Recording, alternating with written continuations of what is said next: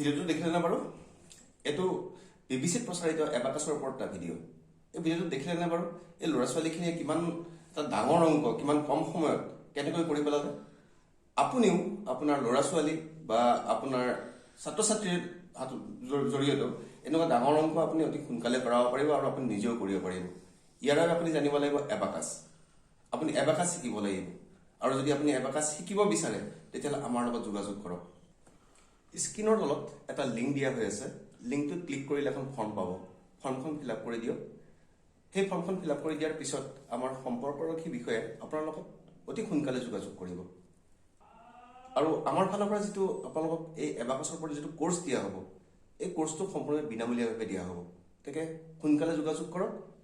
যিমান পাৰে সিমান সোনকালে ফৰ্মখন ফিল আপ কৰি দিয়ক আমি আপোনালোকৰ অতি সোনকালে যোগাযোগ কৰিম